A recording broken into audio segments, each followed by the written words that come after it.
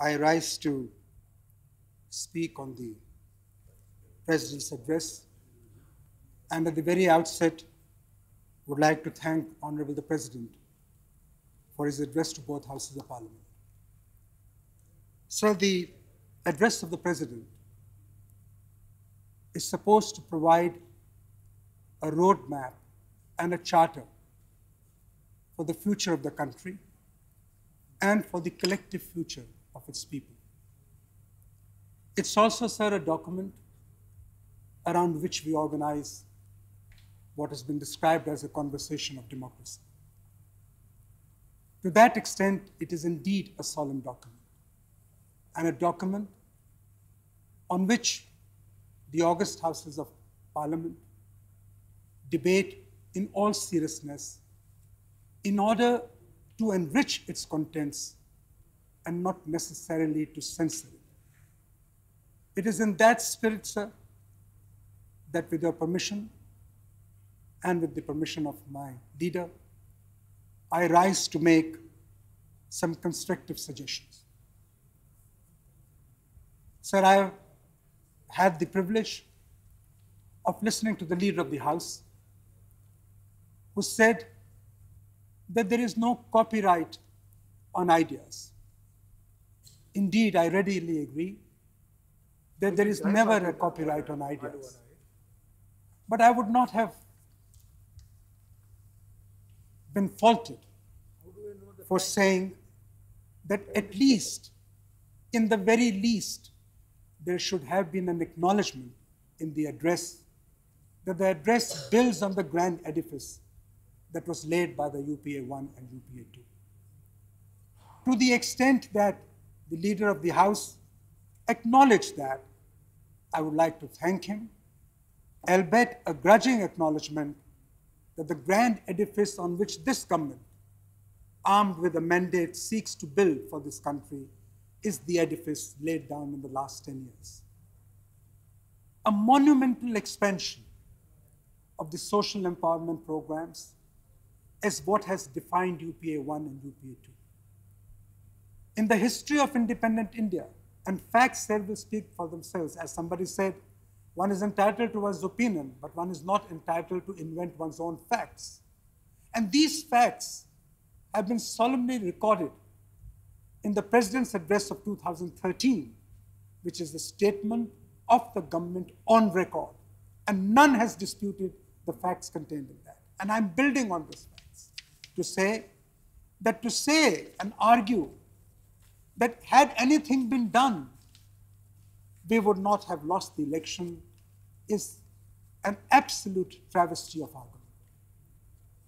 Elections are won and lost on a number of factors, for a number of factors. They do not at all detract from the very substantial and significant achievements that UPA 1 and UPA 2 has to its credit. Sir, I want to comment on two broad themes which pervade, in my understanding, the entire address. The two themes are, A, that this was an election of hope. B, that this is an election that has deepened our vibrant democracy. These are pertinent themes for discussions.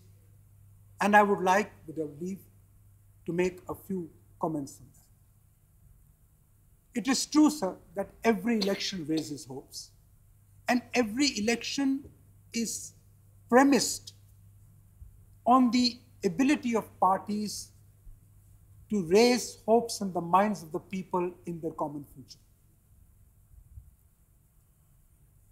I am not oblivious, since it is of recent occurrence, of the election campaign of the ruling party. The ruling party certainly succeeded in selling tremendous hope to the people of India. And I was waiting to see that promise of hope being translated into concrete action when these houses met, because that is the first opportunity you got to indicate to the people of India in concrete terms what you intend to do to translate that hope into reality. And on the very first day, sir, when they talked of hope, they talked of the hope of healing the wounds of the past resulting from a fractious and contentious politics. Well said. I entirely endorse that sentiment. I think the conversation of democracy cannot be advanced in an atmosphere of perennial personalized conflict. We have to rise above those conflicts because the magnitude of the challenges that we face, the gap between the magnitude of the challenges that we face and the smallness of our politics is staring us in our face. And the people are judging us for what we represent in action, not what we represent in words. So what do I see, sir? We have heard the debate yesterday. A principal spokesman and the intervener on behalf of the ruling party said that the Congress has been reduced to a status of a regional party. It was mocking us in a manner that does not behove a party that has received such a large mandate. Magnanimity in victory was expected of him. Also humility, but I saw none of it. And on the very second day of taking oath, an honorable minister of this government, which seeks to bring the Kashmiri Pandits back to Kashmir, talks of abrogation of Article 370. In a sensitive state like Kashmir, the first statement that permeates from the office of the Minister of State in the Prime Minister's office is a contentious statement on Article 370, which is a matter of great sensitivity, not in the state of Jammu and Kashmir, but in the country as a whole. And we are privileged to have today with us the leader of my party, the leader of the opposition, Shri Ghulam Nabi Azad. When he was the chief minister, it was he who had initiated the process of rehabilitation of the Kashmiri Pandits, with 25,000 houses made in Jammu and equal number of houses in the valley. There was a start of the construction that could not be expanded for various reasons, but the fact remains that the initiation of that process was started earlier. And I'm not here to take exclusive claim for my party, but it is a fact that it was our government which started this process. And therefore, and I come from the district that adjoins Jammu and Kashmir. Sir, I know the feelings of the people. And we were not unmindful of those sensitivities. And we tried our best to do so. The point I'm making here today, sir, is that when you talk of hope, giving hope to the people that we would heal the wounds of a fractious politics, please, for heaven's sake, restrain yourself from making statements that would have international ramifications and serious ramifications for the unity of our country. Sir, I would also like to take this opportunity of talking about what they call the deepening of our vibrant democracy. How do we deepen our vibrant democracy? Elections are symptomatic reflections of the strength of our democracy. But our democracy does not end and begin there. Our democracy is much more than winning and losing elections. As was rightly said by the leader of the House and by the leader of the opposition. Some win, some lose. Those who are on that side were here yesterday, we are here today, we might be there tomorrow. But that's the glory of democracy. That's the strength of democracy. But democracy is something more. We have given unto ourselves a constitutional democracy, a democracy that is anchored in the pillars of the Constitution. What are those pillars? A pluralist, liberal, secular India. I ask myself, is there anything in that document that underscores it in a manner that anyone who reads it plainly would say, here is a government that is truly understanding the meaning of India's constitutional democracy. Not a word, sir, in the entire document on the expansion of human freedoms. The idea of India is not only about the expansion of GDP. It is that, but it is much more than that. The idea of India is about the contest of ideas. It is about the relentless expansion of human freedoms. It is about liberalism. It is about the right to privacy, the right to reputation, the right to dignity, the right to be left alone. All of these were subject matters in the election. Whether we talk of snooping incident, whether we talk of investigative agencies, these are a constant wound on the soul of Indian Republic. And it would require all of us to rise above partisan considerations to address these issues, because these are the issues, if they are not addressed, would diminish the quality of India's parliamentary democracy.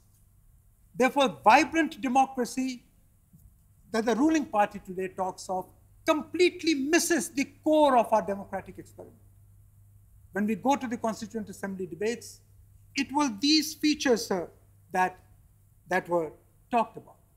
Of course, there's a mention about the disturbed balance between the institutions of our constitutional democracy, between parliament, judiciary, and the executive. But not a word is indicated of how you are going to restore that balance. We are with you. We will seek to help you to restore this balance. It is critically important. People do not only live, a civilized society does not live only by the stomach, sir. A civilized people and a civilized society live by fundamental human freedoms. That has been the lasting glory of India's democracy. The proudest achievement of the Indian state has been its persistent democratic resilience. And it is the strength of the people of India that sustains our democracy. And I would ask you, you have received a mandate to govern. I would ask you to work with the opposition, and the opposition will work with you as far as restoring this constitutional balance and strengthening the pillars of India's democracy are concerned. Sir, I want to make one major point, which I feel very strongly about. India is the only country in the world, it's a civilized country in the world, which does not have a law on privacy. Our protection, our private rights are protected under Article 21 of the Constitution. Our government has initiated a privacy law. It is lying in the PMO's office. When I was in the Planning Commission, I had constituted a committee under the chairmanship of Justice A.P. Shah, now chairman of the Law Commission, to talk of this. Every encroachment on human rights and on individual rights is justified in the name of security of the state. This is the mandate of history. A civilized nation knows how to balance security and individual freedoms. Somewhere that balance has been lost. And I want to take this opportunity of stating the need to recreate a society, a country, and re-establish processes of governance where individual dignity and integrity is not compromised at any altar. Sir, I have spoken about the two basic themes. I now want to talk about what we have said in terms of what the address says in terms of the social and economic empowerment. Verbatim, and I have the address of the president in 2013. Everything has been picked up from what we said. I can understand, as the leader of the opposition rightly said, nakal ke liye bhi akal ki zarurat. And I don't mind you building on what we created, but have the intellectual integrity to give us that credit. Not for ourselves. Give credit to the people of India. Give credit to the country as a whole who realize their priorities. And you are realizing those priorities, I'm happy for it. And I'm not going to find fault with what you have stated. But all I'm saying is, if you want to start on a clean slate, and if you want to promote constructive politics, have the generosity to admit the need of cooperation. You talked of cooperative federalism. How can you have cooperative federalism if you don't have political cooperation? It is not only a question of state and the country. It is a question of an inter-se cooperative attitude to make democracy work. Sir, on the foreign policy aspect, it is very important because India is racing to find its place in the Committee of Nations. We are a $1 trillion economy, the 10th largest now in the world, and we are supposed to be the 5th largest very soon in the world. We need a place on the high table of global politics. Not a word, sir. Not a word on the reform of the UN. Not a word on the reform of the Bretton Woods institutions established years ago. Not a word about the new geopolitical architecture of global power. No reflection in the address. It should have been. If you talk of looking world leaders in the eye from a position of strength, at least ask for the expansion of the United Nations Security Council's permanent membership, where India must legitimately find its place. Not a word about BRICS, not a word about ASEAN-Indian relationship. In the commemorative summit held some time ago between ASEAN and India, India's position was elevated to one of a strategic relationship with ASEAN. Japan, the most unique relationship that the earlier government has been able to foster is the relationship with Japan. Never in the history of the world, never in the history of Japan, in the last several hundred years, like we can go, did the Emperor and the Empress of Japan and the Prime Minister of Japan visit any country within 1 month. They signaled to the world that India meant a lot to them, and that the relationship with Japan has been dismissed in half a sentence. China, we have a great relationship with China. We must continue to expand this relationship. It is our largest trading partner. But don't forget that China is our competitor. That the parity between India and China on defense is 1:8. And I remember having written to the then Honorable Defense Minister on the need to correct that parity. Air power, naval power, even the use of English in China, where we were far ahead, they're catching up on us. The largest number of students from anywhere in the world who go to the United States to study in higher education institutions are now from China. China is both a friend but is our competitor. We need to be on guard. I'm glad there's a mention of a traditional relationship with Russia. But sir, today, countries do not live in isolation. We live in a globalized world. Anything that happens anywhere in the world impacts us. And I ask myself this question: why such a perfunctory treatment of the considerable advances and the successes that the UPA-1 and UPA-2 achieved on the foreign policy front, such science and technology? I've had the privilege and the honor of being in that ministry. There's reference to certain avant-garde areas of science and technology. We all know without innovation, we all know without harnessing science and technology, India cannot prove itself as a nation in the first lines in the Committee of Nations. But not a word on supercomputing. I'm amazed. Whoever gave those inputs, not a word on supercomputing.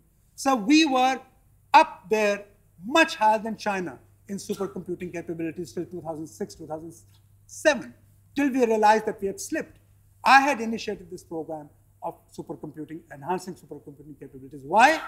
Our naval warfare, our air warfare, our space programs, our nuclear medicine, everything depends upon the capacity of supercomputing. Without supercomputing capability of a particular level, India can never aspire to take its place as the frontline nation of the world. And these are glaring omissions, sir. Sir, 2 more minutes and I'm done. Sir, I heard the Leader of the House and Mukhtar Abbas Naqvi Sahab and others explain what the mandate of 2014 meant. Sir, I do not want to spoil the party of the ruling party. I acknowledge they have received the mandate to govern this country, and I compliment you for it. I congratulate you for it. I'm happy for you. But please do not mistake knowingly what this mandate is about. A 31% vote, as distinguished by a 69% vote, does not give you the mandate of the majority of the people of this country. They have still expressed reservations. It is, of course, a functioning of our parliamentary democracy in action that you have got a far larger number of votes than the vote share. But if you want to advance our democracy and deepen it, realize the fallibility of your claim. You do not represent the majority view in India. Congress is still a party spread in every village throughout the country. It is a party that has risen from its ashes, and history testifies to that fact and will do so again under the leadership of Sonia Gandhi. Sir, in conclusion, I can only, on this last aspect, refer in all humility to our declining numbers. But I want to tell you, you know it in your heart. You know the fragility of your position. It needs just a few issues that will catch the imagination of the people to upset the apple cart. As somebody said, हमको मालूम है जन्नत की हकीकत लेकिन दिल के बहलाने को गालिब ख्याल अच्छा है. Don't confuse yourself. You have to be taken out of the vassalage of your own delusions. And so finally, I would like to end by saying, we may be down, but we are not out. We will work as the custodians of national and public interest to our last breath. And, sir, as someone said, a mauj-e hawadis, what it means is, sir, when there are big waves in the ocean, big ships are tossed down by those waves. But sometimes even smaller boats can challenge the storm. So it says, "A mauj-e hawadis, बेकसों से जरा दूर ही रहना." "A mauj-e hawadis, बेकसों से जरा दूर ही रहना, कि शिकस्ता कश्तियां अक्सर उलझ जाती हैं तूफान से." Thank you, sir.